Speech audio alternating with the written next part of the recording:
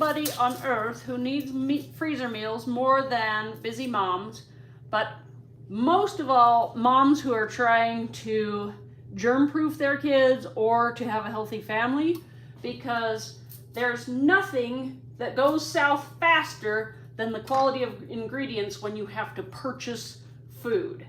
And so natural freezer meals are like having a little arsenal in your freezer of go-to meals that you know your family already likes, that you can stick into a crock pot or an Instant Pot that will feed your family something healthy and nourishing when time and resources are tight. So I put together a little packet of recipes that I have tried and really enjoy, my whole family really enjoys, for natural freezer meals. And I say natural because these are not necessarily vegetarian, but I include a vegetarian option on each one, and I also include an option for responsibly obtained meat products if you desire to have those for your family.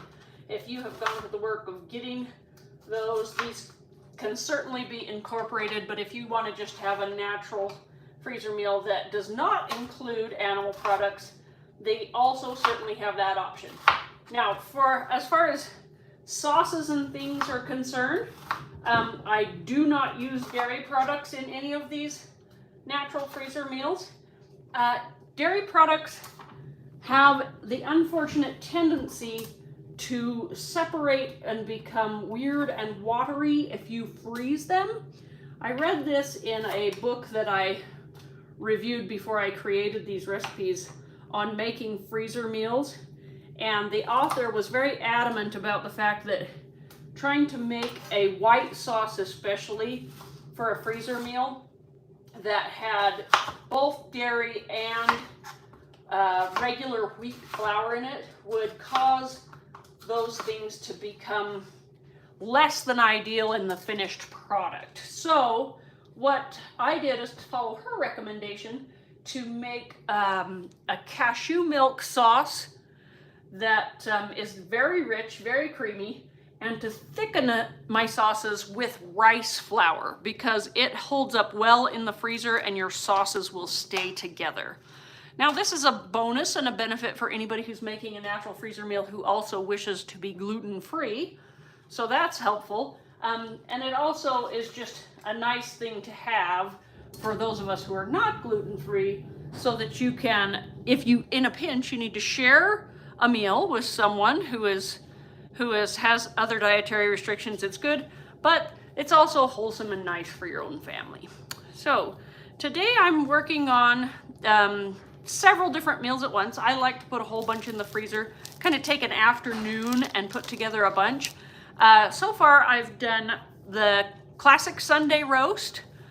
I've done the barbecue roast, which is a different take on roast. It has sweet potatoes and a barbecue sauce on it, which is very nice. Smells wonderful when you come walking in the door, and have it simmering, you know, away in your crock pot all day. And I'm also doing a fajita burrito filling. This is a really nice one that I think is really flavorful and good, that most people enjoy. When I serve this one, I also freeze alongside it a package of my favorite tortillas. My current favorite are a blend of corn and wheat because it's kind of the best of both worlds. But if you're gluten-free or just prefer them, you can certainly do corn. And if you are just prefer flour, you can also freeze a quality flour tortilla. I have also recently tried Siete's almond flour tortillas, and I was very pleased with the texture of those. So all of those are really good things to pick up if you're feeling like you want to put one of these freezer meals in the freezer. And we will call it good for today. Thank you for joining me in Tracy's Kitchen.